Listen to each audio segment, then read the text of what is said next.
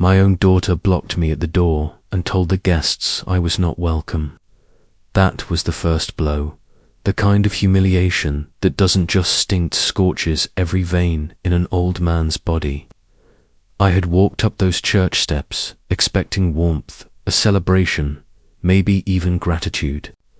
Instead, I found Claire Crane, my firstborn, standing in front of the double doors, with her arms spread wide, her face carved into that familiar mask of defiance. She did not whisper her words in private. She raised her voice so that every cousin, neighbor, and colleague waiting in the foyer could hear her proclamation. I am Orville Crane, 77 years old. Once, I worked at the public library in our little Ohio town. A man whose life was defined by shelves of books, catalog cards, and the preservation of memory. I spent 4 decades ensuring that history and knowledge would not vanish. That work gave me meaning, but tonight, even my own child tried to erase me like a misfiled index card. Claire, 44 years old, had always been ambitious. She had built her career in real estate, polishing her image until she shone like a showroom window. Yet in her pursuit of success, she had decided that her father, aged ordinary, unpolished, was no longer part of the picture she wanted to. Present, in that moment outside the church hall, she didn't just keep me from entering a banquet. She declared before the community that I no longer belonged to my own bloodline. Guests shifted uncomfortably. Some lowered their eyes, pretending not to witness the cruelty. Others glanced at me with pity that only deepened the wound.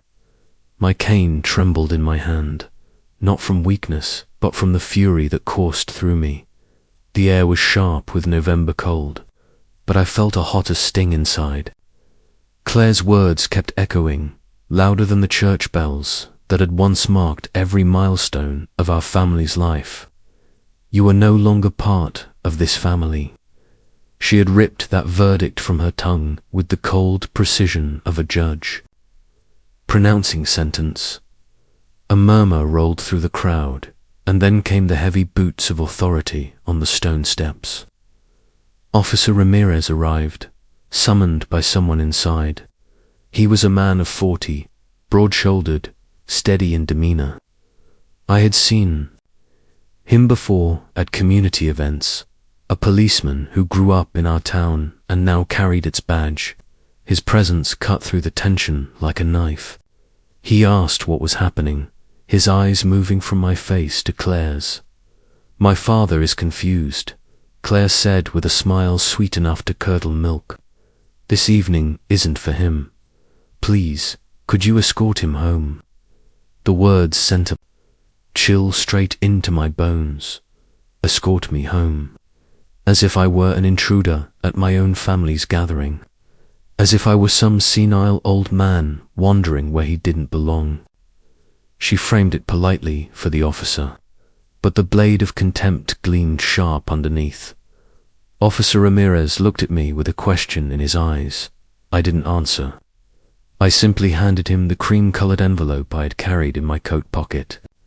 Inside lay the official invitation that bore my name in bold letters, printed clearly as the day. He unfolded it under the yellow light of the foyer, scanned it, and his expression changed. He turned back to the crowd, his voice firm, commanding. The hush of the room. "Mr. Crane," he said, "your seat is reserved inside. Follow me." And just like that, before Claire could protest, he opened the double doors wide and gestured for me to enter. The congregation parted as though the Red Sea itself had been split, and every pair of eyes turned toward me. For one suspended moment, I felt the weight of decades pressing on my shoulders, yet I walked with my head lifted, my cane tapping steady against the floorboards. Inside the hall, the glow of chandeliers fell upon long tables draped in white linen. At the far end stood a solitary oak chair, my chair. It had been brought from our old family home. the same chair where I once sat in the library corner reading aloud to my wife and daughters. To see it, there was both a comfort and a knife twist. They had taken the symbol of my life and placed it on display. Yet outside, Claire had tried to bar me from sitting in it. Gasps and whispers filled the air as Ramirez led me straight to that chair. I could feel the shock ripple among the guests. Children leaned against their mothers' skirts, sensing the tension even if they did not understand it. Old friends from the library avoided my gaze, ashamed that they had allowed my own daughter to treat me like a trespassor. Claire followed, behind her heels clicking furiously, her voice sharp. "This is unnecessary." He wasn't supposed to be part of the program, but the officer ignored her. He waited until I lowered myself into the oak chair, until my cane rested against its arm. Only then did he step back, his duty fulfilled.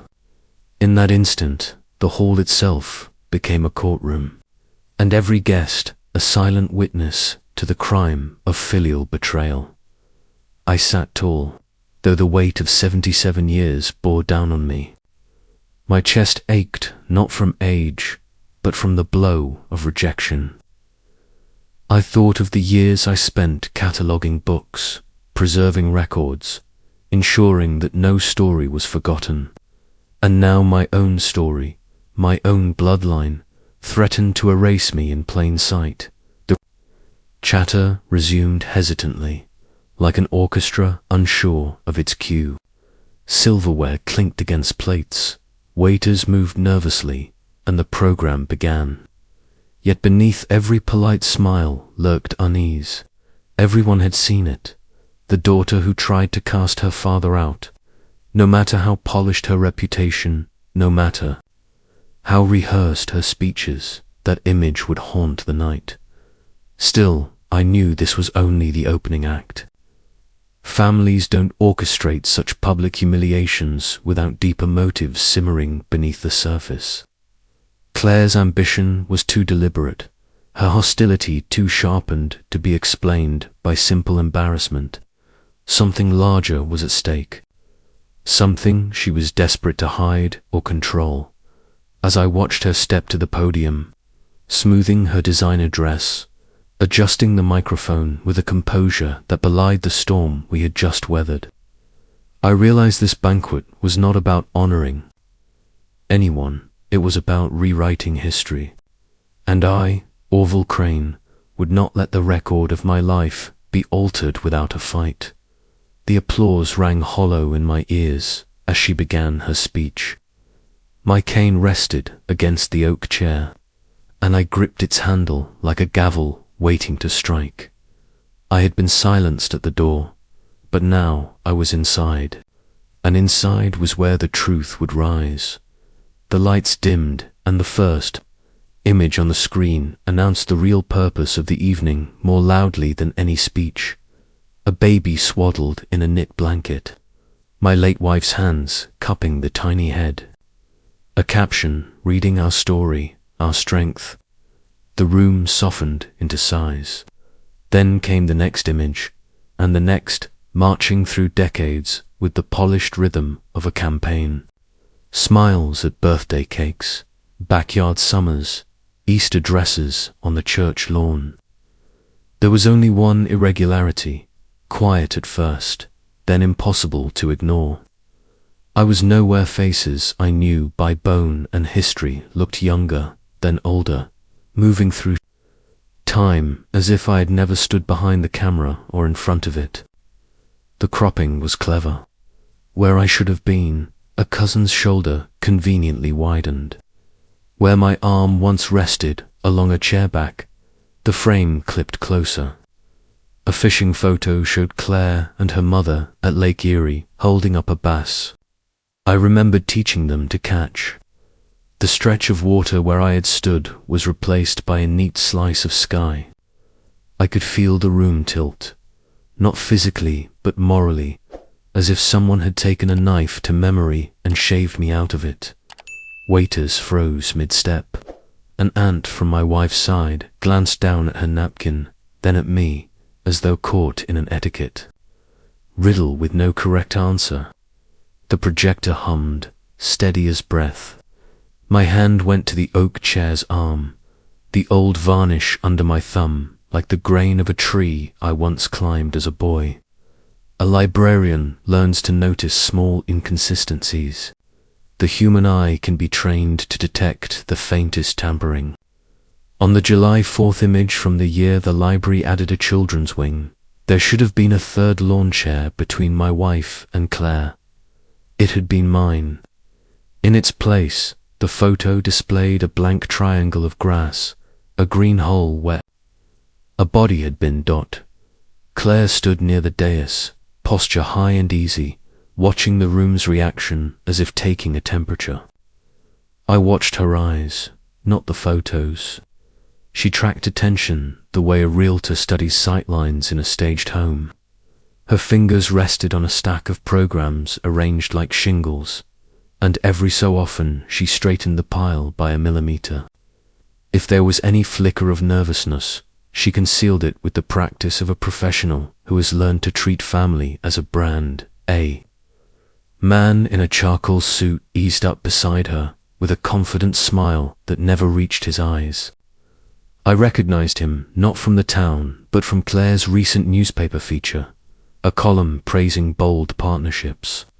Jonathan Hale. She had introduced him in print as a business partner and companion, the type of polished ally who knows how to pour wine and steer a conversation.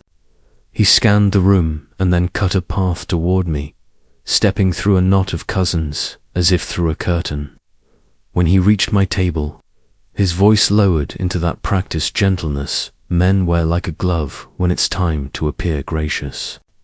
He suggested, in terms so honeyed they almost slid off the tablecloth, that I might be more comfortable at a side seat away from the main aisle. He offered to locate a quieter corner, somewhere with less draft, somewhere dignified.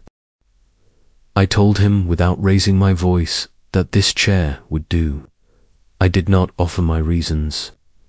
He held his smile a second too long and then retreated, gliding back toward Claire like a well-trained tide returning to shore. The slides accelerated, high.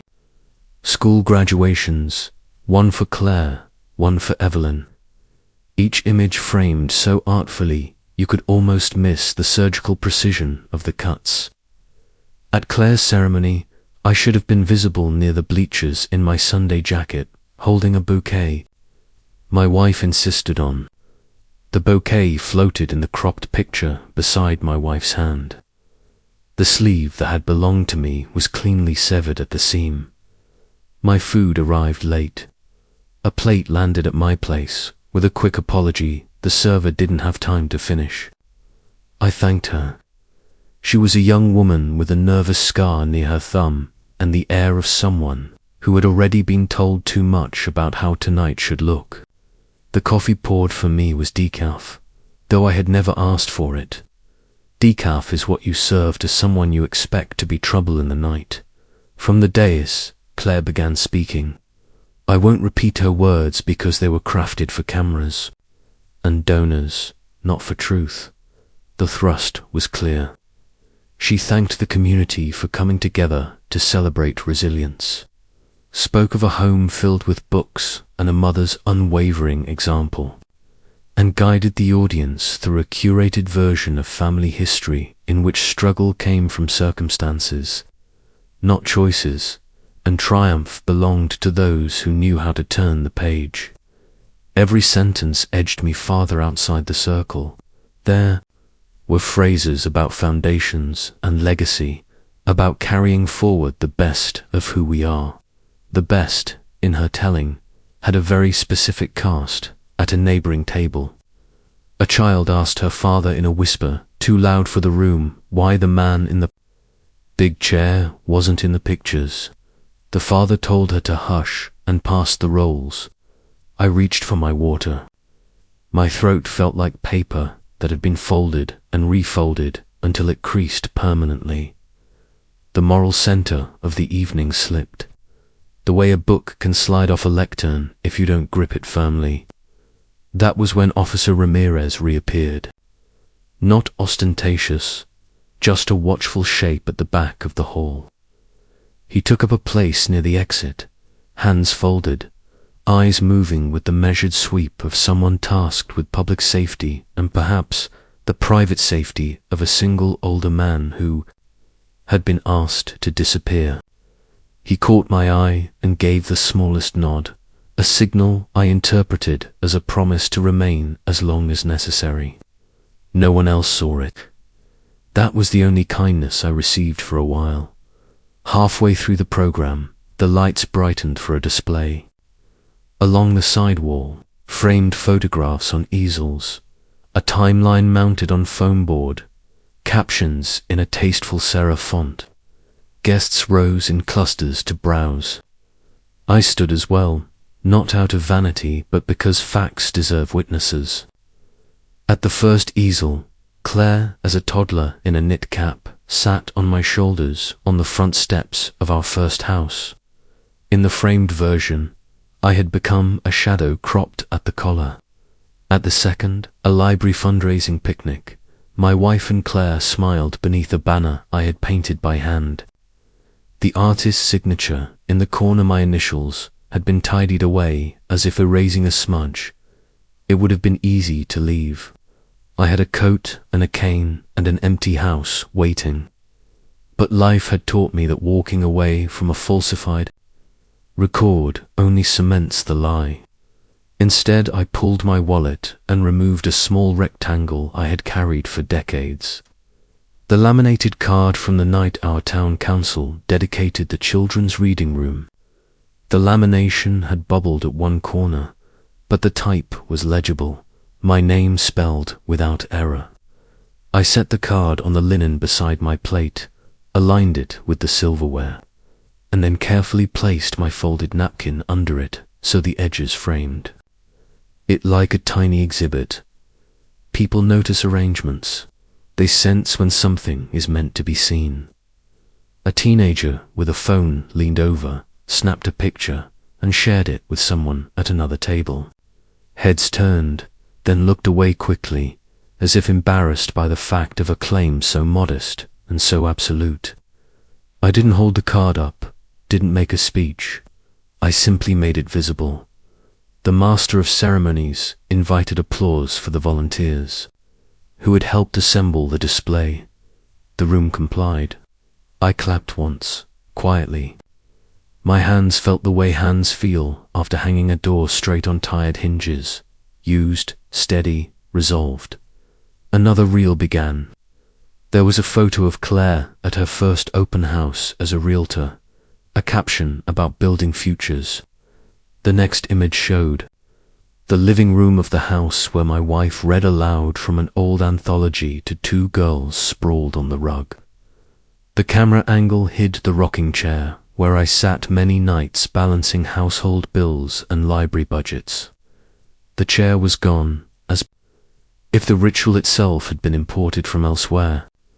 I could almost hear the absence, the quiet assigned to someone who had done the work and then been dismissed from the story. At my elbow, a man from church who had known our family for years drifted by with the uncertain expression of someone approaching a hospital bed.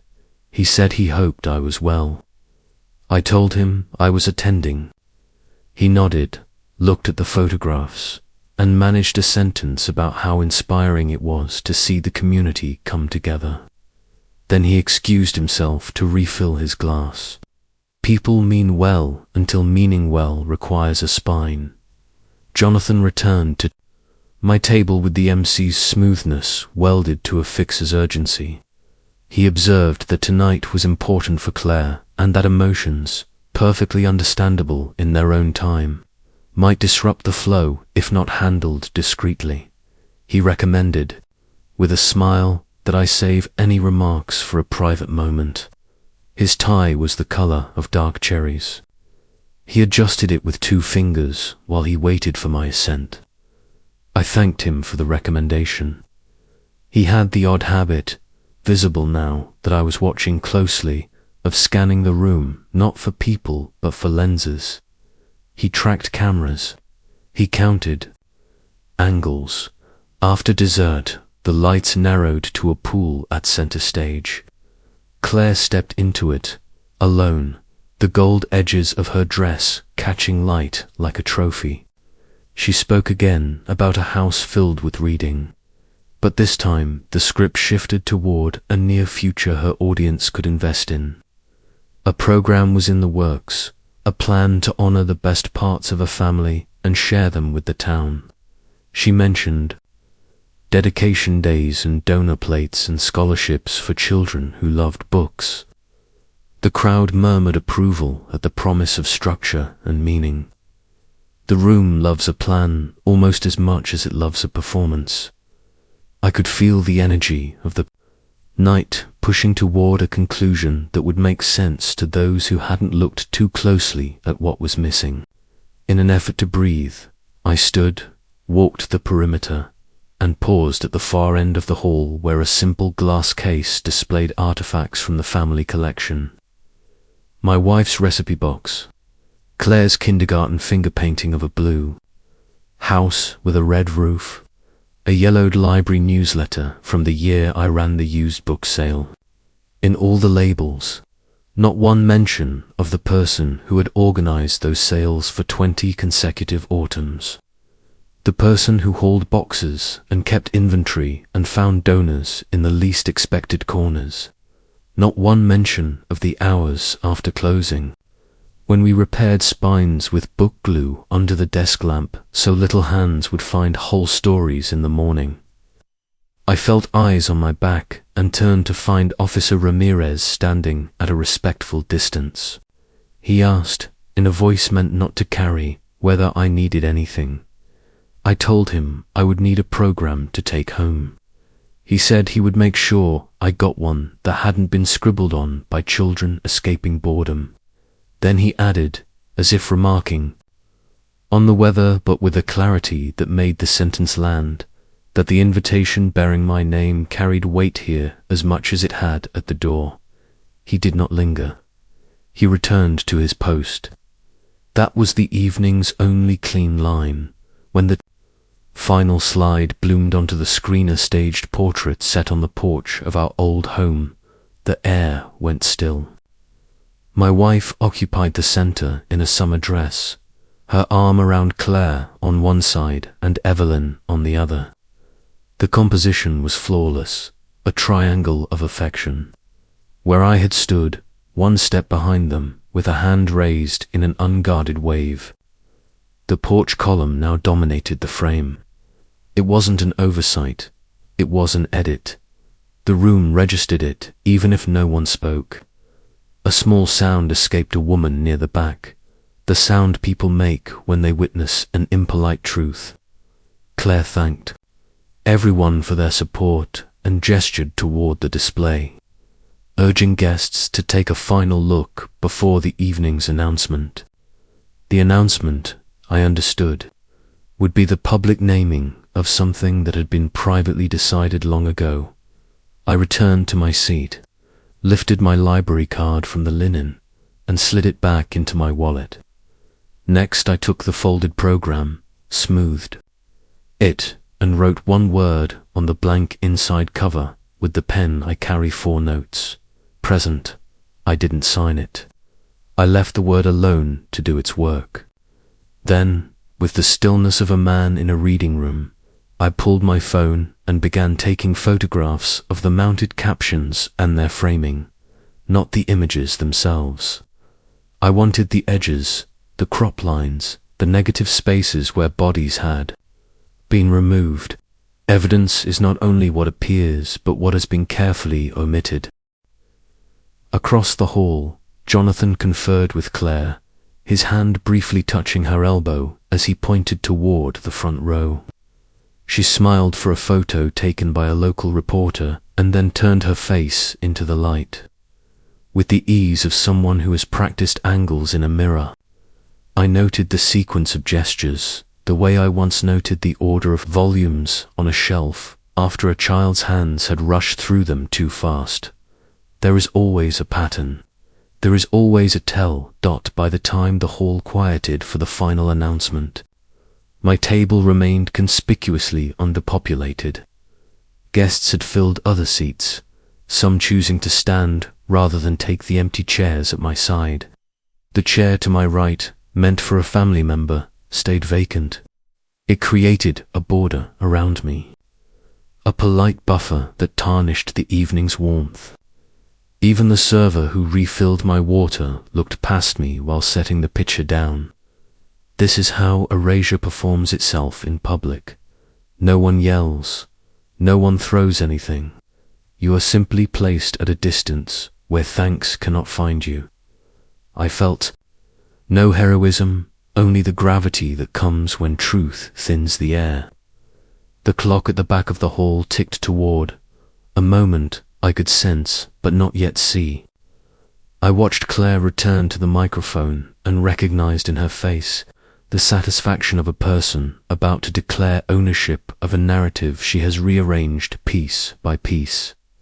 Around us, people adjusted jackets and dabbed lips and closed purses. The slideshow had done its work. The room was prepared. Whatever name they intended to put on the new venture, whatever plaque they planned to mount the next day, whatever applause they had choreographed for this hour, it would carry a residue this community would taste for a long time. I had been blocked at the door and then escorted to my own chair. Now I had been lifted out of the family album and set aside like a misprinted page. But I was in the room. I was taking notes. The ledger was opening. The evening should have ended with desert and polite applause, but I knew better than to expect politeness after what I had already endured. The oak chair beneath me was steady, but everything around it shifted like loose ground.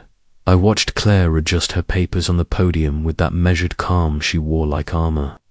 The screen behind her went dark, and then a new banner appeared, projected high above the guests.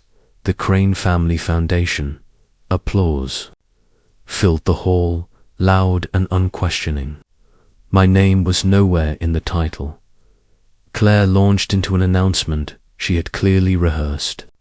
She spoke about vision, about resilience passed from mother to daughters, about a new fund that would provide scholarships and sponsor literacy programs in town.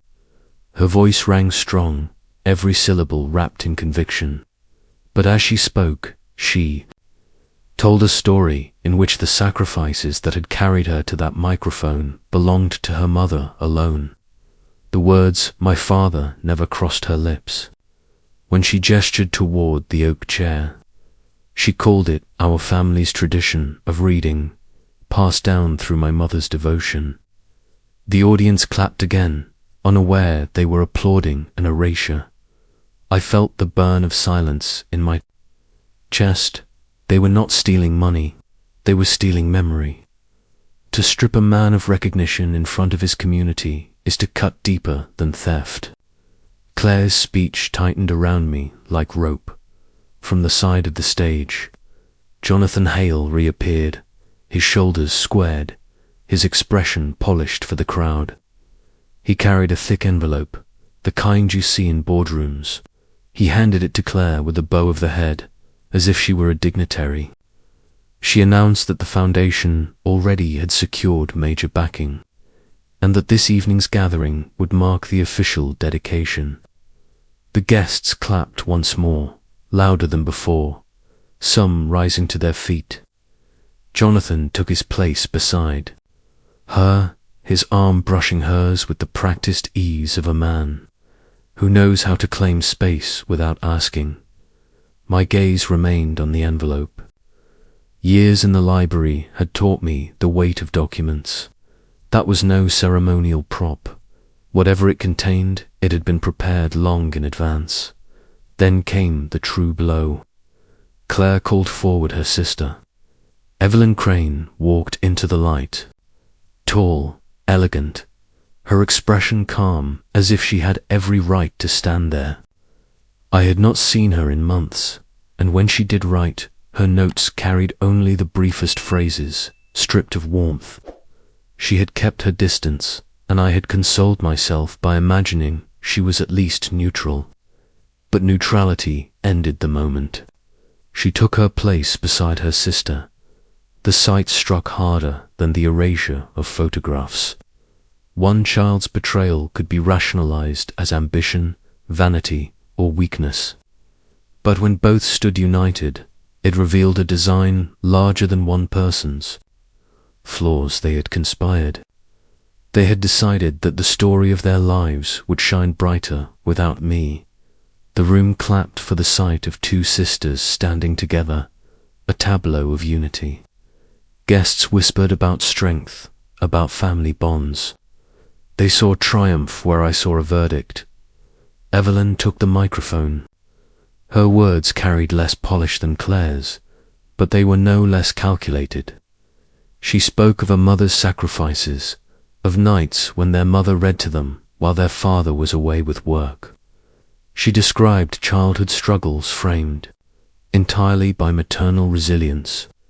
She painted herself and Claire as heirs of that resilience, now stepping into their duty to continue it. With each sentence, she set me further outside the circle, until I was not even a shadow but an absence, defined only by omission. I did not interrupt. To protest would have been to hand them more power, to make myself appear the bitter relic they wished me to become. Instead, I reached into my coat pocket and folded my fingers around a fountain pen I carried since the 70s. A simple object, worn from decades of cataloguing, but still smooth in my grip. Holding it grounded me. Pens write records. Records. Outlast speeches. The foundation logo shimmered on the screen. Below, it appeared 3 names: Claire Crane, Executive Director; Evelyn Crane, Co-Director; Jonathan Hale, Partner. That was the architecture of the evening, laid out in serif font for all to witness. No trace of the man who had shelved books in every season, who had kept the family upright during layoffs, who had mortgaged his house to send one of those names. Through college, guests surged to shake hands, to congratulate, to pose for photographs. I remained seated in the oak chair, watching lines of people affirm the new version of truth. I could feel my pulse in my temples, not from rage, but from the clarity that arrives when betrayal leaves no room for doubt. I caught Evelyn's eye once as she stepped down from the stage. For a fraction of a second, her expression shifted. There was no shame, no conflict, only certainty. She believed in the new story they had crafted. Perhaps she had convinced herself it was kinder this way, that omission was cleaner than conflict. Perhaps she believed legacy was a commodity to be packaged, not a memory to be preserved. Whatever her reasoning, the result was the same. She had chosen. Jonathan moved close to the sisters, speaking with the ease of a man satisfied with the night's architecture. I watched his hands, precise in gesture, always directing attention away from me and toward the pair he flattered. He had the calm of someone executing a plan long prepared. A murmur rippled through the hall as servers began collecting plates. Someone tapped a spoon against a glass, calling for another round of applause. I sat with my back straight, the oak beneath me firm. My silence was not surrender. It was record-keeping. For years, I taught young volunteers at the library that history is not just what is remembered. It is also what is omitted. Tonight, I sat in the very experiment of that truth. They believed omission could bury a man. What they did not understand is that erasure leaves fingerprints. And fingerprints, once recorded, tell louder stories than the ones people try to frame. The foundation announcement closed with music and applause, but I barely heard it. My focus narrowed to the envelope Jonathan had delivered, thick with contracts or pledges. That envelope was not just paper. It was evidence of timing, preparation, and collusion. If my daughters had spent months aligning with him, then their betrayal was deliberate, not incidental. When the evening paused for mingling, I stood slowly, leaning on my cane, and walked to the edge of the display where the photographs still stood. The porch portrait stared back at me, the column replacing my form. I stared long enough that the image blurred. Then I returned to my chair, and wrote 3 words on the inside of my program. I saw everything. The room laughed, clinked glasses, shook hands. But I sat in silence, a single man in a carved oak chair, watching my bloodline stand against me. The applause washed over me like rain on stone. It left no mark, but it told me how far they were willing to go, and in that hollow noise, I began to understand. This was not simply about being forgotten. This was about being replaced. The applause for the foundation dragged on longer than any applause should. I stayed in the oak chair, letting the sound wash over me without moving. Claire stood at the podium, Jonathan at her shoulder, Evelyn beside. Them both, the 3 of them formed a wall of certainty, a tableau crafted to look like legacy. People rose to shake their hands, to congratulate them on their noble work. My daughters accepted the praise with the ease of those who had already convinced themselves they deserved it. The next segment of the evening was designed to seal the illusion. Guests were invited to share stories of how the Crane family had inspired them. An old neighbor spoke about Claire's drive, another about Evelyn's compassion, both weaving threads that matched the narrative the sisters wanted to display. I listened in silence as they spoke of resilience, of determination, of sacrifice. Each story circled around the figure of their mother, presented as the unbroken pillar who had held the household together. Not a single voice mentioned the nights.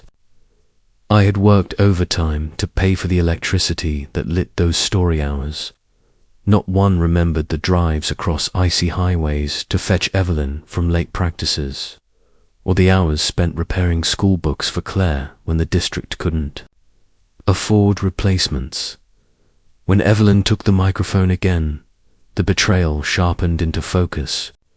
She thanked Claire for leading, praised Jonathan for his partnership, and then leaned into a story that sounded rehearsed but delivered as if spontaneous. She recalled how their mother had once sat by candlelight, reading from a worn anthology, keeping the girls' spirits high while, as she said, our father was too busy elsewhere. The room absorbed it without question, some nodding sympathetically, others dabbing eyes. I felt the air constrict in my chest. I had been there that night, crouched in the next room, fixing a busted fuse with frozen fingers so the lights could come back on. Evelyn's revision replaced my labor with absence. I sat still. Fury without discipline is wasted. Instead, I picked up the program folded beside my plate and began marking passages with my fountain pen. Not words, but dots, small and deliberate, beside each segment where my contributions had been removed. The paper slowly filled with these black points, a silent ledger of omissions. After the stories, Jonathan announced that the foundation would soon partner with regional donors, and that the family's legacy would be written into grants, plaques, and scholarships. His voice carried the polish of law offices and fundraising banquets. He moved like a man closing a long-prepared deal. My eyes fixed on him, and for the first time, I noticed the way he looked at me, not dismissively, not indifferently, but with the faint flicker of recognition. It was the look of someone who knew me from another story, another time. His presence carried weight, not only as Claire's partner, but as someone carrying his own agenda. I stored that realization like a card slipped into an index drawer, Guests returned to mingling. I rose slowly, leaning on my cane, and made my way to the photo display again. A couple of teenagers snapped selfies in front of the images, grinning, unaware of the careful omissions. I examined the captions more closely, noting which years had been selected and which ignored. There were gaps too large to be accidental. One entire summer missing, the year I had organized the town's library drive. Another missing, the year I had refinished the house porch myself after storm damage. The pattern was too deliberate. I turned. I found Evelyn behind me. She had slipped away from her admirers, her voice low, but her expression unyielding. She told me that this evening wasn't about me, that sometimes the past needed to be simplified for the sake of a cleaner story. People don't want complexity, she said. They want symbols. Her tone was calm, but underneath lay the steel of finality. She had chosen her side, and it was not mine. I looked into her eyes and saw none of the hesitation I once imagined in her silences. She believed what she was saying. She believed the family story was stronger without me in it. That certainty weighed heavier than Claire's outright hostility. To be hated is one thing. To be erased by indifference is another. I returned to the oak chair, sat down, and let the noise of the room fade into a low hum. My gaze rested on the stage where the sisters stood shoulder to shoulder, Jonathan anchoring them like a third column. Guests clapped again, cameras flashed, and in those flashes I saw my absence calcify into record. But I also knew something they did not. Omission leaves residue. Every cropped photograph leaves an edge. Every rewritten story leaves a seam, and seams can be pulled apart. As the night wound toward its conclusion, I slipped the marked program into my coat pocket. The dots I had placed across its pages looked random, but to me they were coordinates. They traced a map of everything that had been denied. Maps are for finding your way back. When the final toast was raised, I did not lift my glass. I set my cane against the oak chair and folded my hands, not in prayer, not in defeat, but in calculation. They thought they had closed the book on me. What they had done, without realizing, was give me a new chapter to write. The applause swelled one last time, sealing their version of events for the night. I remained still, the weight of betrayal heavy, but beneath it a current stronger than grief.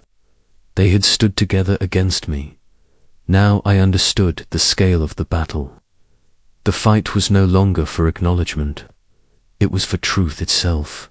And truth, like any archive, waits patiently until someone retrieves it. Morning light has a way of exposing what the evening tried to hide. By the time I awoke the next day, the banquet hall's applause had faded, but the echo of omission lingered in my chest. I brewed black coffee strong enough to burn the tongue and sat at my kitchen table, staring at the program I had brought home. The dots I had marked with my fountain pen glared up at me like wounds. Each dot meant a piece of my life lifted out, erased, credited elsewhere. The silence of the house pressed heavy, a silence once filled with the voice of my wife reading to the girls, a silence that had turned into the loudest reminder of absence.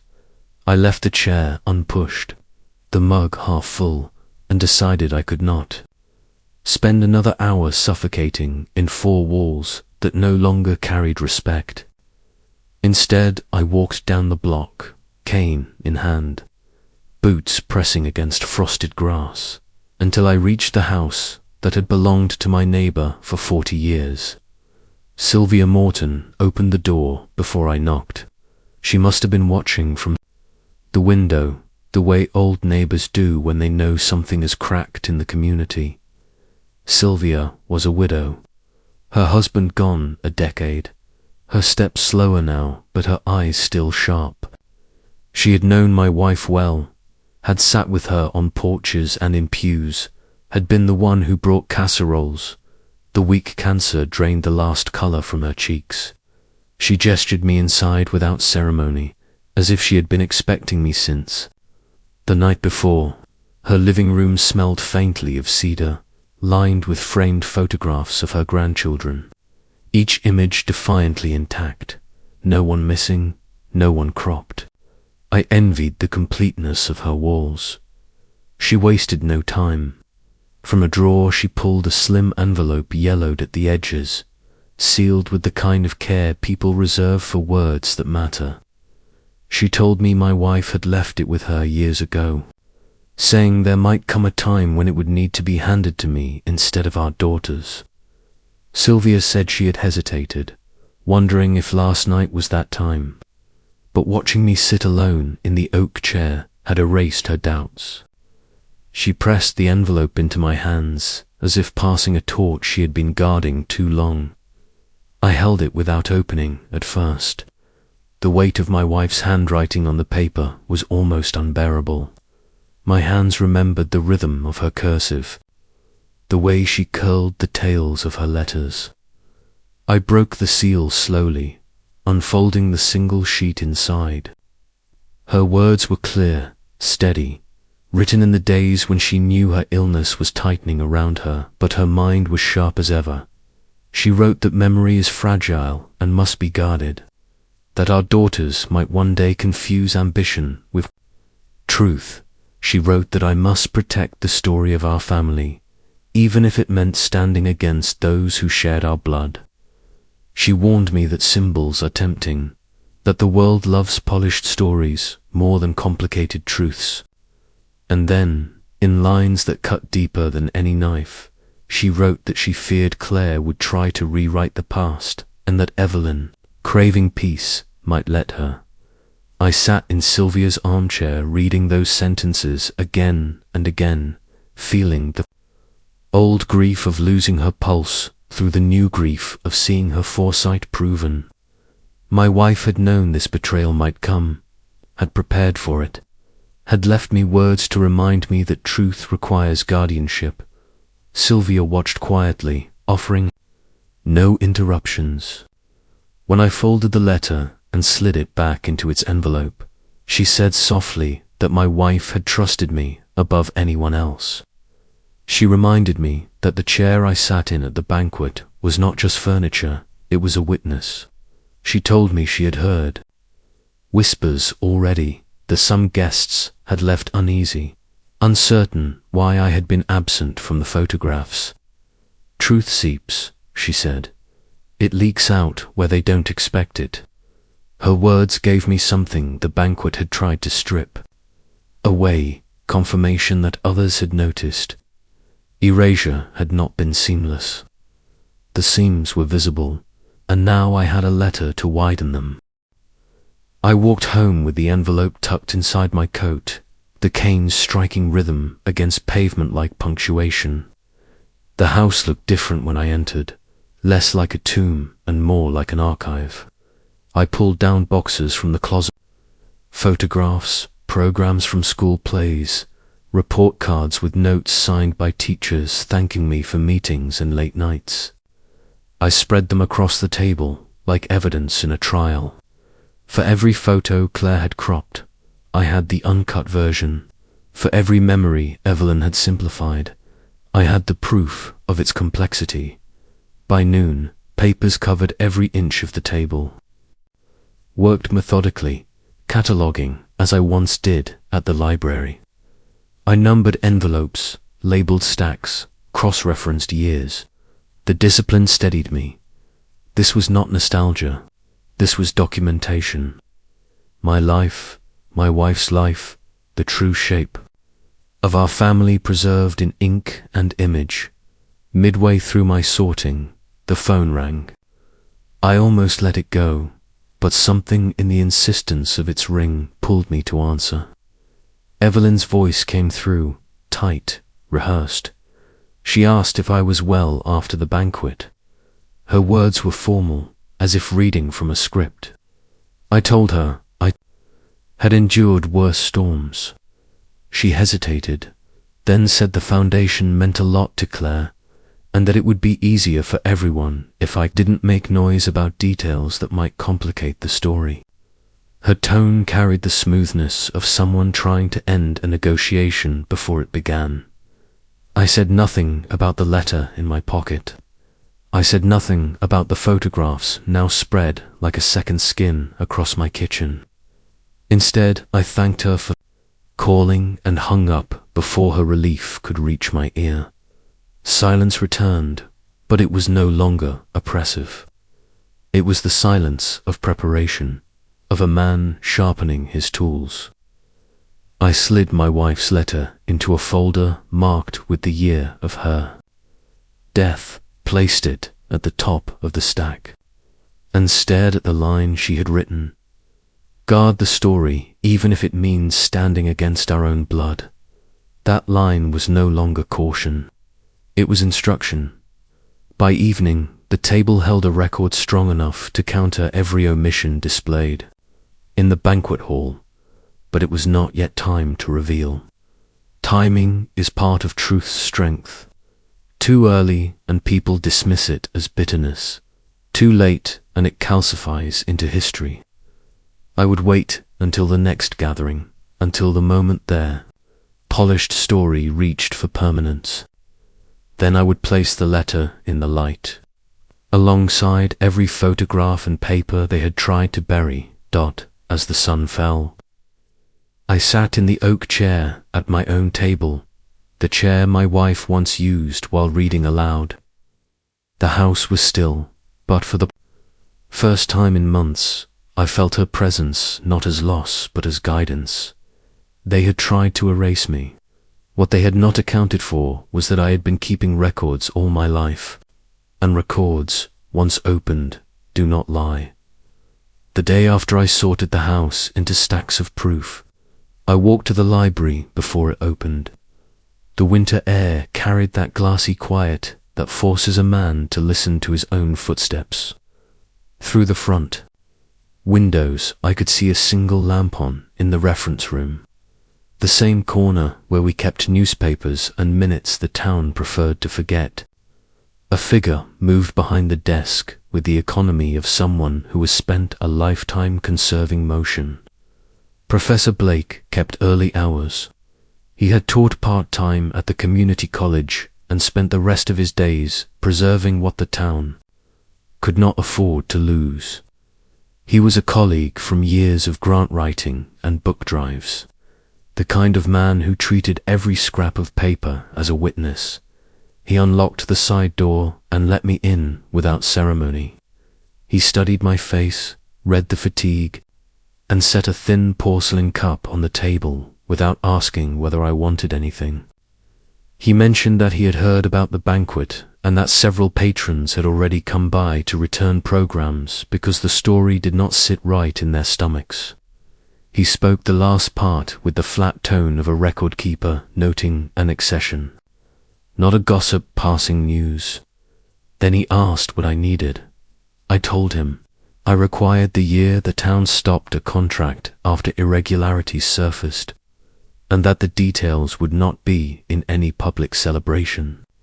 He knew immediately which drawer to open. He brought out a grey archival box labelled with the year and slid it toward me. Inside lay minutes from council meetings, clippings from the local paper, handwritten notes from committee chairs who never expected their scribbles to matter. We spread the papers across the table in an orderly array.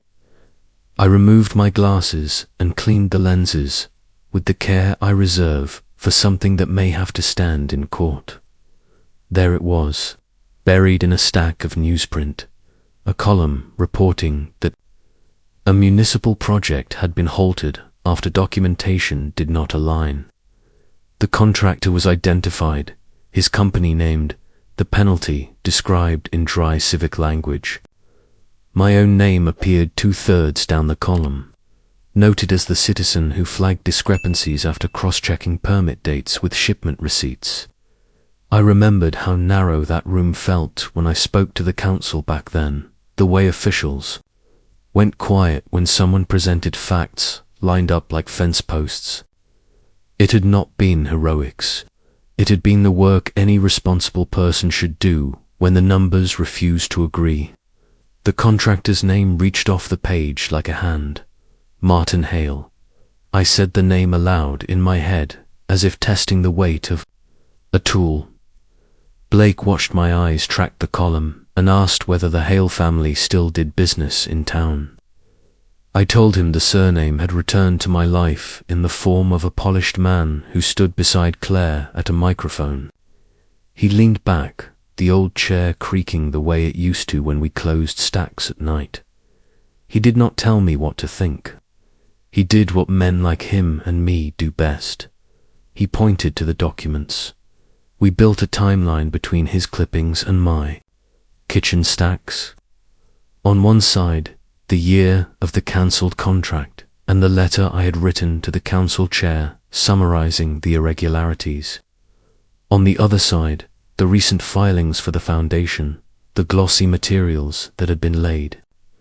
Out on linen, the envelope I saw pass to Claire, and the public program naming Jonathan Hale as partner. We marked dates. We mapped names. We found that the corporation attached to Jonathan's ventures shared an address that had once belonged to Hale and Sons Construction before the family reorganized after the penalty. The papers did not speak sentiment. They drew lines.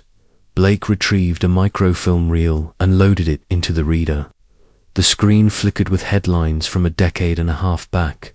In one article, a photograph displayed Martin Hale standing with his crew and promising to learn from mistakes. The face beside him, younger, carried the same jaw as the man who had steered Claire toward the microphone. The caption identified a son visiting from business school. There was no need for a dramatic conclusion. The evidence settled like snow, quiet and undeniable.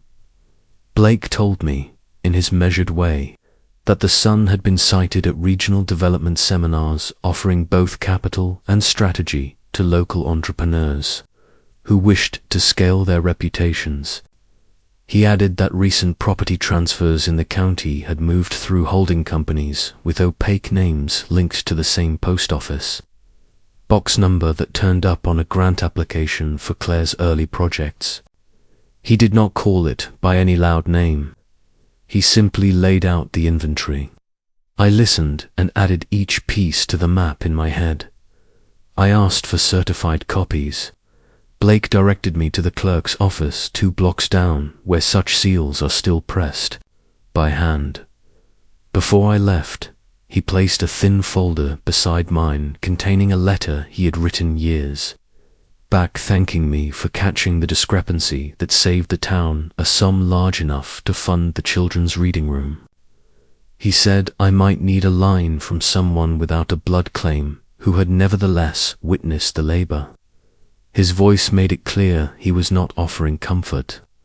He was offering corroboration. At the clerk's office, the receptionist explained the process without drama.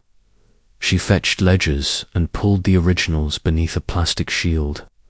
I provided dates, she matched entries, and soon a stack of certified pages accumulated, each stamped in blue with the county seal. I asked for minutes of the meeting where I had spoken, not as proof of my eloquence, but to capture the presence of a resident on record. The clerk laid them on the counter, and there again was my name written into the town's memory, surrounded by dry procedural language that does not bend easily for anyone's convenience.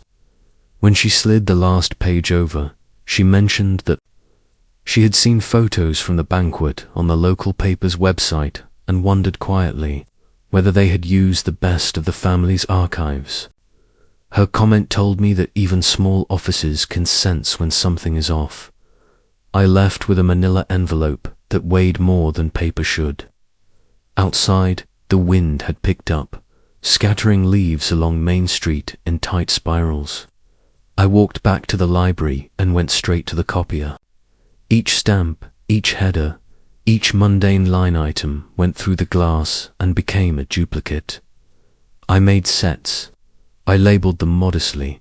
Set for personal files, set for counsel if needed, set for someone who would need to see without knowing me. Then I handed Blake a copy of everything and asked him to place it where names cannot be quietly removed. He nodded and slid the packet into a drawer reserved for documents that outlast the people who try to dispute them. Only after the paperwork sat in safe places did I allow myself to think about the human portion. I returned to my kitchen table and laid out the new pages among the photographs. The map now had a spine. At one end stood a contractor whose actions I had exposed years ago. At the other, a polished son guiding my daughters through a public performance built on edits. Between them stretched years of apparent distance that now collapsed into a straight line.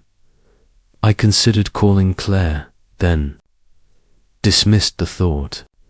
She would interpret any approach as an attempt to claim limelight. Evelyn would treat it as proof of stubbornness. Jonathan would see it as verification that his design had worked, push the old man toward a display of anger, then call him unstable. I had no intention of giving them that frame. Instead, I drafted a one-page summary of facts in plain language and placed it with the letter my wife had written. I added a copy of the page where my name appeared in the old minutes. I attached a simple note of context, a date, a place, a sentence identifying the connection between the contractor and the man now advising my daughters. Late afternoon brought an email from the local paper promoting a feature on the new foundation. The preview image showed Claire in a bright blazer, Evelyn at her side, Jonathan just behind them like a lighthouse without light of his own. The caption praised community leadership. I read each sentence with the eye of someone trained to see. Omissions? Now that I had the records, the omissions glared like burned-out bulbs. Before dinner, I visited the church hall. Staff were folding tables and stacking chairs, returning the room to its everyday shape. I asked whether the family artifacts had been returned to their owners. A volunteer explained that items were being picked up in the morning and that anything unclaimed would be held in a locked closet. I thanked him and requested a quick look at the sign-out sheet for last night's loans. He slid the clipboard across with the weary goodwill of someone who had no interest in guarding anyone's pride. The entry for the oak chair listed my name as the lender, but the signature releasing it to the event belonged to someone who wrote with a practiced hand that was not mine. The printed name beside the signature was a runner from Claire's office. The detail would not land loudly in a crowd, but it mattered. My life had been borrowed without consent once again, at home. I logged the new facts with the same neat letters I used when we labeled shelves. I made a separate sheet titled with a single word that I had written on the banquet program, present. Under it, I listed where my presence appeared in official documents and where it had been removed in public pages. My method was not vengeance. It was the discipline of a life spent caring for records.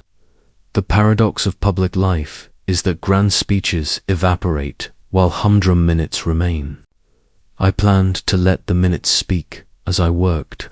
I received a text from a number I did not recognize, attaching a photo of me in the oak chair. The message said that what happened at the door had unsettled people and that others had noticed the photographs without me in them. The sender identified herself as a volunteer photographer who had covered the event for practice. She said she had more images that the foundation had declined to use because they did not fit the layout. She asked whether I wanted copies. I replied that a copy of everything would be helpful and provided an email address. Within minutes, a folder arrived filled with unedited shots. My daughters huddling with Jonathan before the program, a tight circle with heads close and papers in hand.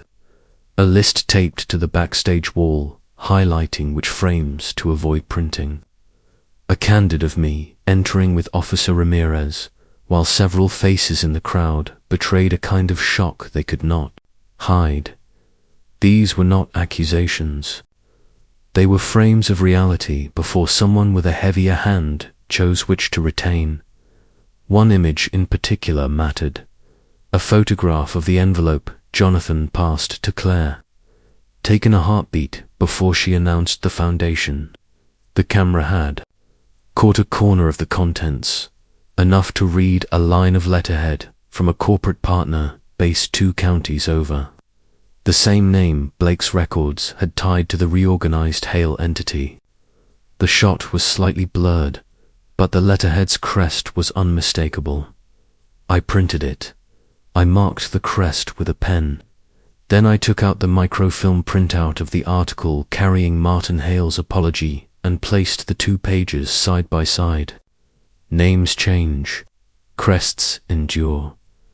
That evening, I carried the cleanest set of documents to a safe deposit box at the bank. The clerk, who recognized me from years of cashing small checks and paying for stamps, registered no curiosity. I slid the folder in, locked the box, and left with the key in my pocket and a copy stored elsewhere. An old man can be treated as invisible until the day his evidence lands on a desk. Then he becomes hard to ignore. On the walk home, streetlights clicked on, one by one, each a quiet declaration that darkness has rules. I noticed my reflection ghosting along shop windows and felt an odd steadiness. They had tried to remove me from a family album. In response, I had placed myself back inside the record that matters. A man is not defined by a caption under a staged photograph. He is defined by the ink that survives the parade. Back in the kitchen, I laid the final page on the table, a simple sheet listing 3 intentions. First, to show the letter my wife left at a moment when it would be seen, not dismissed. Second, to present the certified records to individuals who place duty over branding. Third, to wait. Waiting is an action when it is tethered to timing. The next public step my daughters took would be the moment the town saw the difference between a performance and a ledger. I turned out the light and sat in the dark for a minute, counting breaths the way one steadies a hand before writing a call. This was not a fight about loving or not loving my children. This was a fight about the terms by which memory would be written. It had just moved beyond the living room into the town's bloodstream. A son of a man once checked by public record had returned to unwrite that record through my family. I recognized the shape now. It was a design built on appearance and amnesia. My answer would use none of those tools. I had paper, dates, signatures, and the steadiness learned from a life spent keeping track. When I rose, the house seemed less empty than it had the night before. It felt like a repository again. Somewhere in this town, my daughters believed they had sealed a new version of the past. Somewhere else, a man satisfied by old resentment believed he had completed a circle. I set the fountain pen on the table, centered the stacks, and aligned the edges. True, tomorrow I would visit the only person in town whose job required him to stand between a polished story and the public trust. Tonight, it was enough to know that the foundation they built had a hairline crack traveling through it, running from a cancelled contract years ago to the envelope passed on a stage. Cracks do not shout, they widen. The hall smelled of coffee that had been sitting too long in urns. I could hear the buzz of small conversations dying down as the MC tapped the microphone. My daughters had gathered near the stage with Jonathan. papers clutched in their hands as though they were gripping the very future. I sat in the chair that had once belonged in our family room, the one they tried to keep me from. My name had not been spoken since the introductions. I was being treated as an artifact brought in for display, a curiosity nobody knew quite how. To acknowledge, Claire adjusted the microphone stand, smiled in a rehearsed way, and announced that the Foundation's next expansion would be led not by outside partners, but by a member of the family who understands vision and leadership. I braced myself for her to keep the spotlight, but she turned to Evelyn with a flourish. My younger daughter stepped forward in a dark jacket that swallowed her frame, eyes scanning the room like she had been waiting years for this single moment. The applause rose easily. Many in the audience had not seen Evelyn in years, and nostalgia filled the gaps where memory had grown thin. She lifted her hand, calling for silence, and spoke about unity, about how families must sometimes choose bold new directions. Every sentence was measured, crafted not for sincerity, but for effect.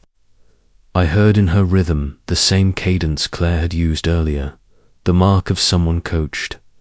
Then Evelyn's words turned sharp. She thanked Claire for her dedication, but immediately followed with the assertion that the Foundation's next phase required fresh leadership, untangled from past complications. She said this with Jonathan standing at her side, his hand resting lightly on her notes as though he had already helped rewrite them. Claire's face froze. The applause that had just been hers did not return. I watched the exchange in silence. For weeks I had prepared myself for exclusion, for being cut away like a useless limb. What I had not imagined was watching one daughter gut the other in the middle of a stage, before neighbors and officials, under the guise of progress. Evelyn turned her head slightly, meeting my gaze for the first time that night. She did not smile. She did not acknowledge me as father. She looked at me the way an attorney glances at a witness they are not sure how to handle, measured, cautious, already calculating. Claire recovered quickly, stepping back to the microphone with a forced laugh, dismissing Evelyn's announcement as spirited enthusiasm.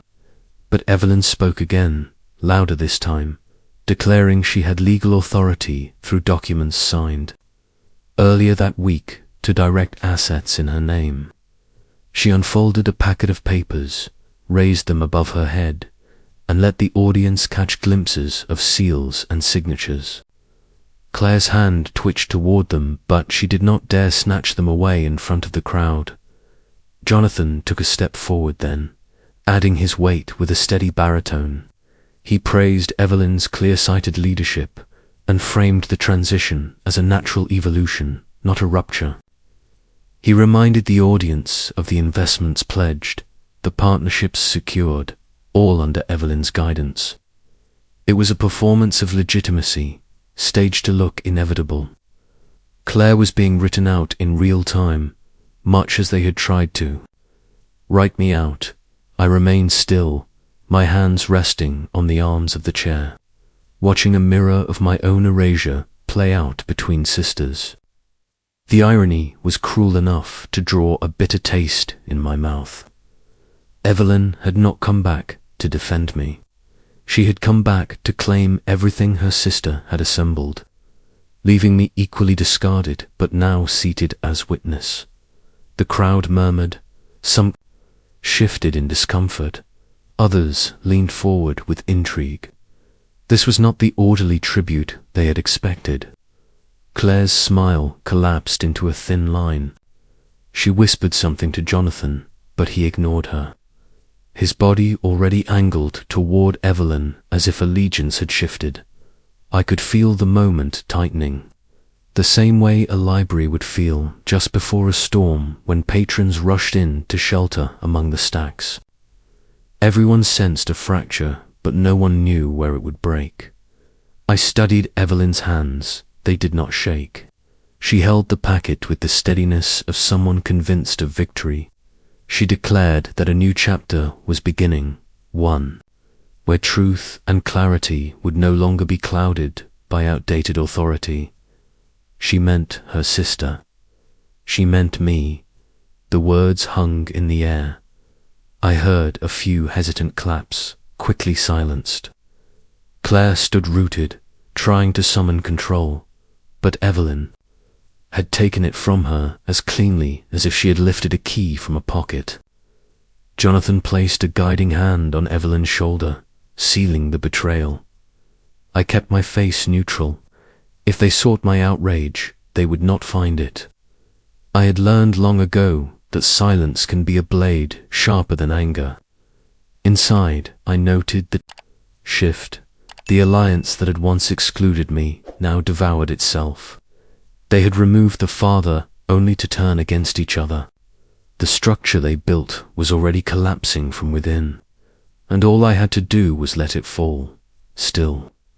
Watching Evelyn announce her triumph without once acknowledging the man who raised her tightened something in my chest. She had found her voice only to wield it like a weapon against blood. The papers she displayed were not the truth of family, only the surface of power. And yet the room believed, at least for that moment, because paper carries the illusion of permanence. When the MC finally regained control of the microphone, his voice shook slightly. He tried to close the segment, thanking both sisters for their dedication. The applause was uneven, scattered like rain on tin. I remained seated in my chair, unmoved. They had forgotten that paper can be answered with paper, record with record, and that the man they treated as a ghost had spent a lifetime ensuring memory cannot be erased. I watched Evelyn bow her head slightly, basking in the echo of control. Claire clutched her notes like a lifeline, eyes darting toward Jonathan, already realizing she had been abandoned. And I, silent at the edge of their spectacle, understood more clearly than ever. This was not a family matter anymore. It was a contest of erasures, and the next move would belong to me. By late afternoon, the town hall had filled with the kind of crowd that prefers ceremony to scrutiny. The council had placed a proclamation on the agenda to recognize the new family foundation and to consider renaming a reading room at the library. My name appeared nowhere on the docket. A ribbon waited on a table, along with a gilt pair of scissors, the sort of props that make paper decisions feel permanent.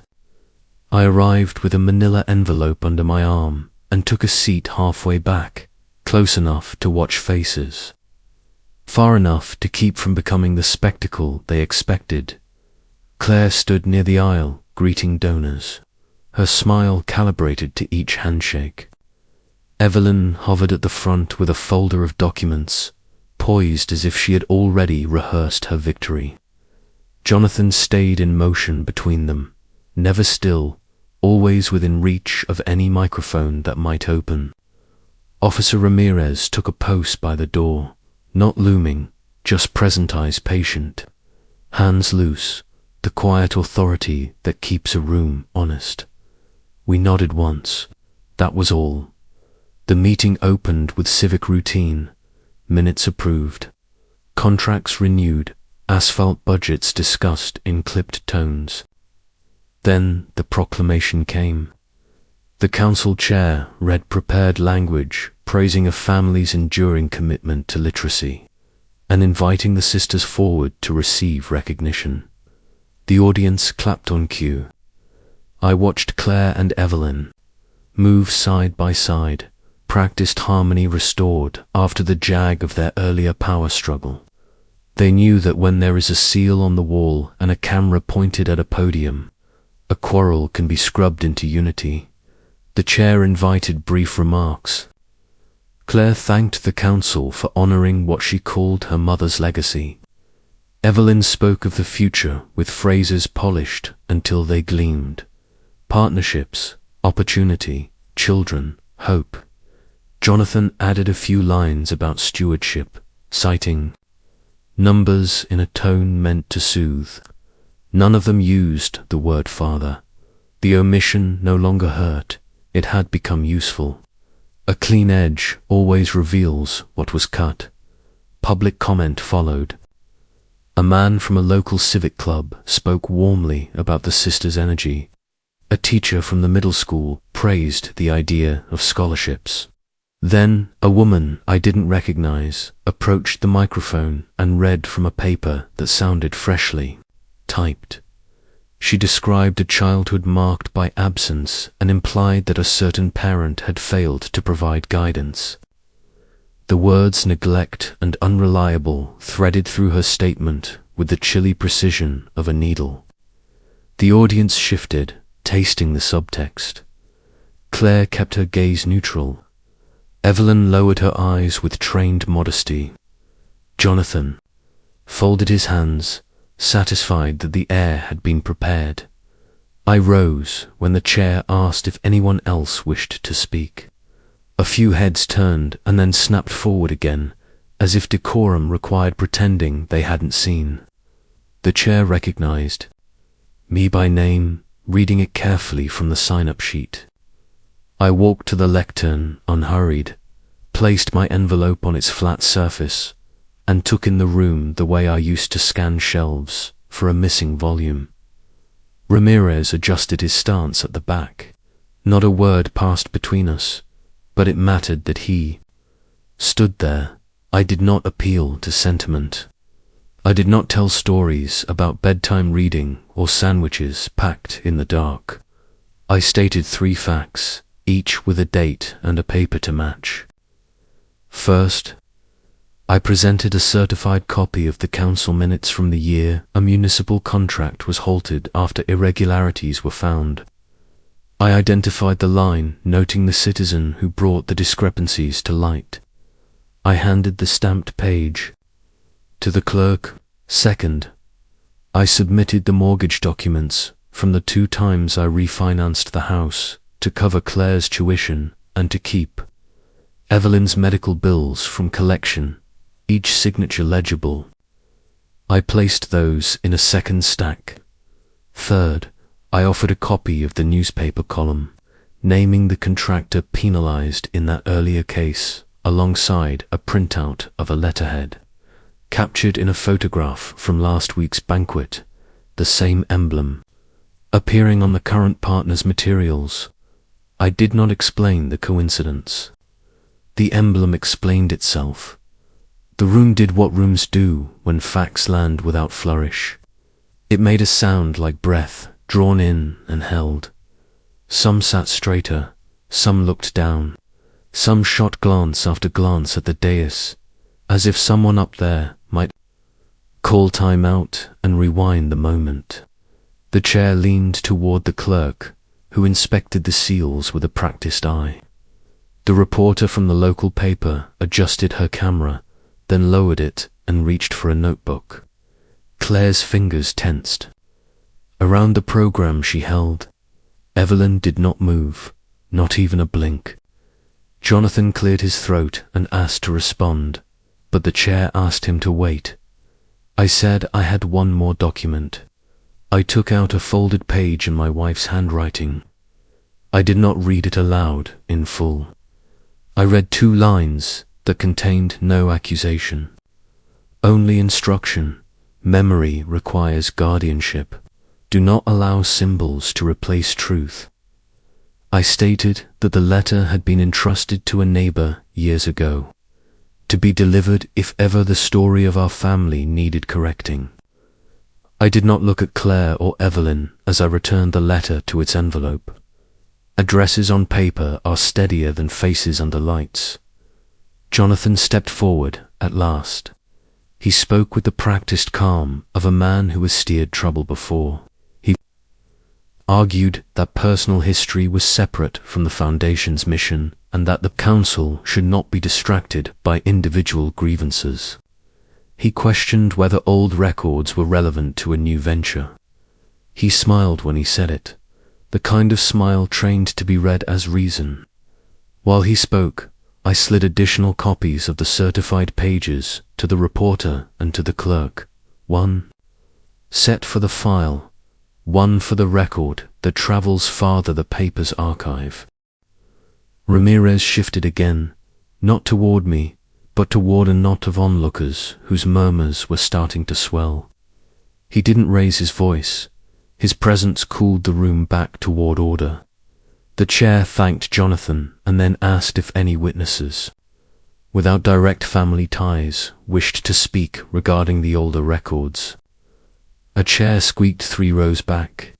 Professor Blake rose, folded his reading glasses, and walked forward with the unhurried gravity of a man who never rushes a citation.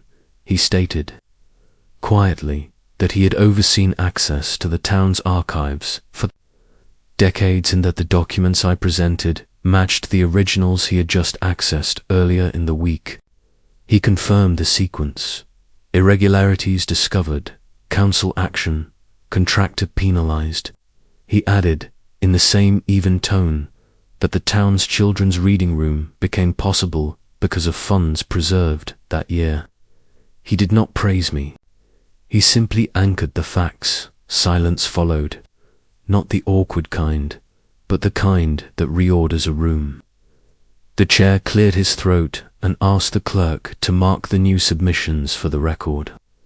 The clerk stamped them, the thud of the seal audible even at the back. Claire's jaw clenched. Evelyn's lips parted as if to speak, then shut again.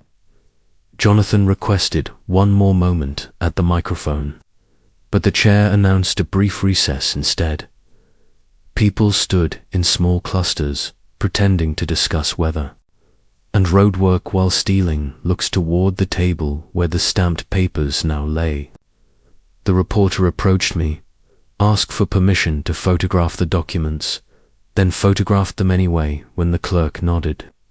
Ramirez took a slow circuit of the room, not towering, simply reminding everyone that the world outside the microphone still existed. He paused near me long enough to say in a voice meant only for my ear that if anyone attempted to remove the papers before the record was closed, he would consider it a matter of public order. When the council reconvened, the chair announced that, given new information, the renaming request would be tabled pending review. He thanked the Foundation for its enthusiasm and invited them to resubmit at a later date with full documentation. The scissors sat unused on the ribbon. The applause that followed had the thin sound of habit. No one wanted to be heard, clapping too loudly for a postponement. Claire tried to salvage the evening. She offered a statement about the difference between personal narratives and public service, positioning herself as the adult in the room. Evelyn stepped forward as well, determining to project calm authority. But her hand trembled when she lifted her folder, a tremor so slight most would miss it. Jonathan's expression tightened, barely, around the eyes. A plan that depended on smooth paper and a compliant room had encountered friction. I returned to my seat without bowing or looking toward the cameras. I had not come to win applause. I had come to place weight on the right side of the scale. The packet in the clerk's possession made that weight official. Each stamp was a small anchor dropped into the public ledger. Whatever speechcraft followed would have to wrap itself around those anchors. As the meeting adjourned, people moved toward the exits with that quickened shuffle small towns use when they want to discuss what just happened somewhere farther from microphones. A retired teacher touched my sleeve and squeezed once, saying nothing. A teenager who had photographed me at the banquet nodded and kept walking. The reporter asked if I had anything I wished to add. I said only that documents speak for themselves. She wrote the sentence down as if it were more than a line. Perhaps it was. Near the door, Ramirez positioned himself so that I could step into the aisle without being boxed in by congratulations or contempt.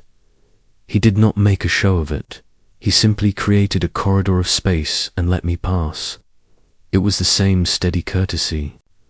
He had shown at the banquet a quiet escort that returned me to my rightful place, not as an honored guest, not as a spectacle, but as a citizen allowed to stand where his name belongs.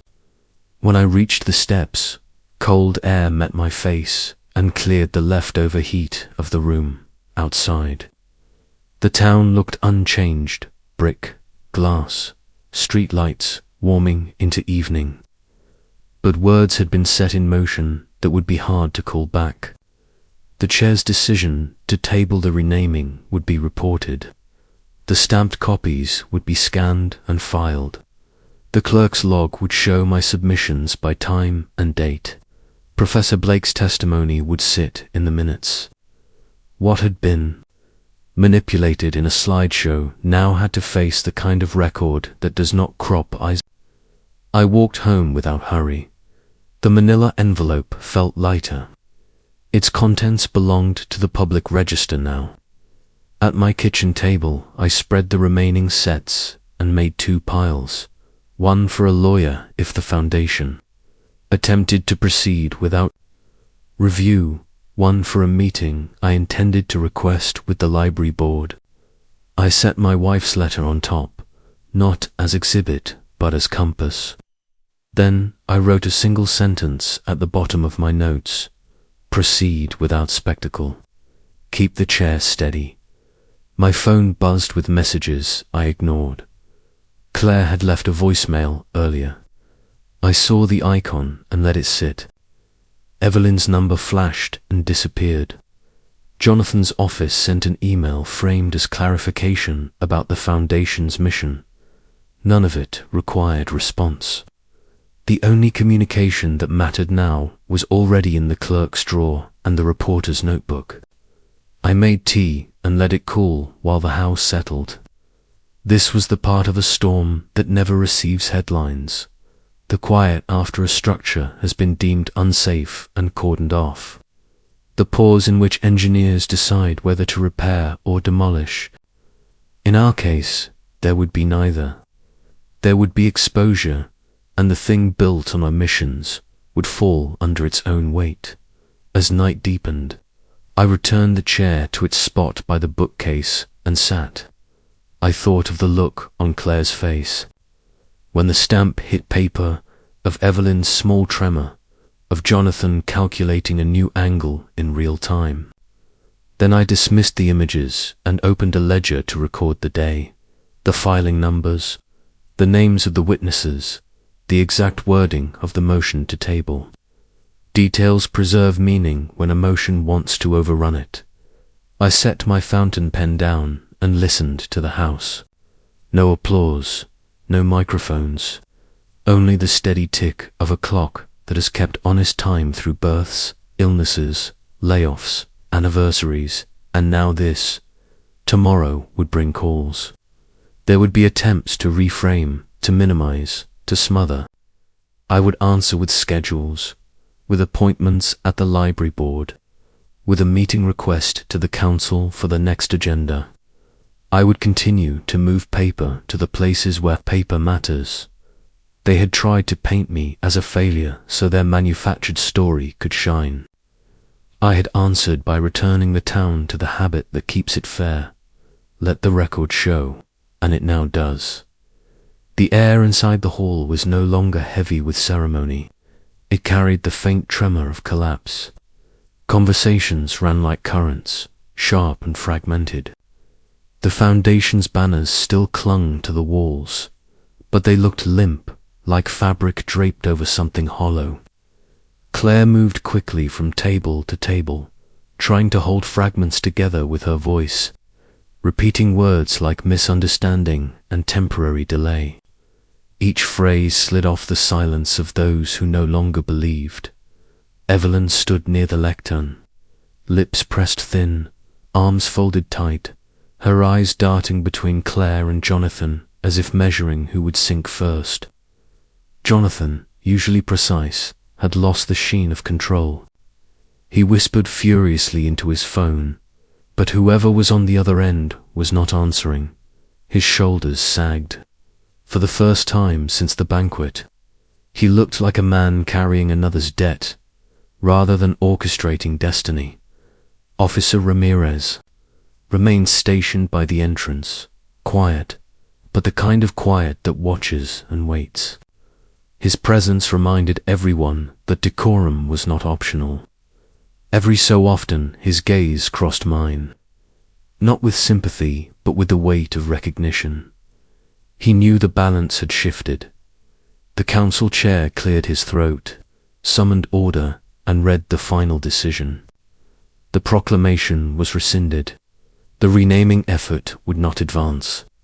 Instead, a motion had passed to open discussion about placing the original reading room under community trust, ensuring records and history remained intact and unaltered. The applause that followed was not loud but steady, a sound closer to relief than celebration. Claire tried one last maneuver.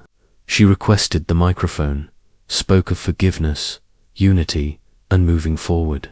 Her tone was smooth, but her eyes betrayed the tremor beneath. She framed her appeal as a plea for continuity, arguing that personal matters should not disrupt the future. I let her finish. I did not interrupt. But when she handed back the microphone, I asked to speak again. The chair granted me 2 minutes. I needed less. I said the reading room would no longer belong to one family name. It would belong to the town. The funds set aside under my will would bypass heirs and flow directly into community trust, to maintain the library, to provide scholarships, under the town's record, not under any individual's vanity. I confirmed, calmly, that my estate lawyer had already prepared the documents. Nothing said that night was speculation. It was action already in motion. The room broke into murmurs, some stunned, some approving, some whispering calculations about inheritance and scandal. Claire's face drained of color. Evelyn's jaw clenched until her teeth ground audibly. Jonathan sat heavily into a chair, phone forgotten in his lap. For the first time all evening, the three of them looked not like architects of a legacy, but like children who had just watched their scaffolding collapse in public. I ended my words simply. Memory is not a possession to be traded. It is a record that belongs to all who lived it. Tonight that record is returned. The chair nodded. Ramirez stepped forward, not to restrain anyone, but to escort the close of the meeting, ensuring the transition was calm. The council adjourned. People rose in groups, whispering, avoiding the sisters' eyes, sidestepping Jonathan. No one approached me for photographs. No one applauded.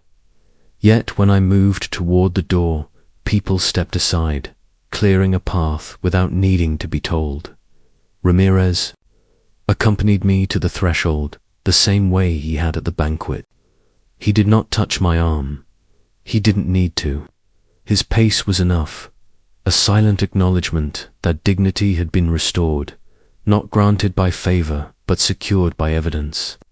He gave a brief nod and stayed behind as I stepped into the night. The evening air struck cool against my face. For the first time in weeks, I felt the ground under my shoes as solid. Behind me, voices spilled out of the building, chasing explanations that would never stitch together. Ahead, the street was empty, lined with lamps and silence. I walked home, without hurry. Each step marked the distance between the weight of betrayal and the steadiness of record. The house greeted me the way it always had. Creaking stairs, quiet windows, the chair by the shelf waiting. I sat and listened to the quiet. A quiet more powerful than applause. I have lived long enough to learn that justice does not come as triumph. It comes as removal.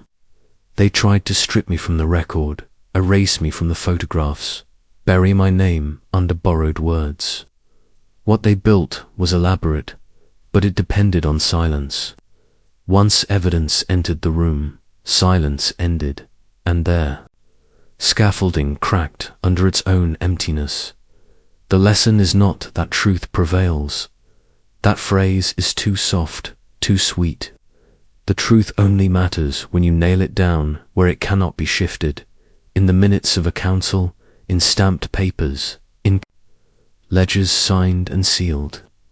Memory is fragile when left to sentiment. It becomes armor only when set into record. That is what protected me tonight. Not affection, not loyalty, but proof, for those who carry the weight of being dismissed by their own children. Understand this: affection can be withdrawn, gratitude can be denied, but what you gave, what you paid, what you built, if it is documented, cannot be erased. They may call you invisible, they may call you unnecessary, but if you place your life's labor where record guards it, you remain present long after their narratives collapse. I do not speak this with bitterness. I speak it with the calm of someone who has tested it. The ledger is colder than love, but it is steadier. If you want to protect the shape of your life, put it where signatures live, not where memory drifts. To anyone watching who feels the ground slipping beneath them in their own family, do not beg for recognition. Secure your record. It is not about winning against them. It is about not letting them erase you. That is the strength I leave with you. Not comfort, but a weapon, quiet, durable, undeniable. Use it, and if this story has spoken to something in you, stay with me. There are more stories to tell, and more shadows to walk through together. Subscribe, so that when the next one begins, you are already seated.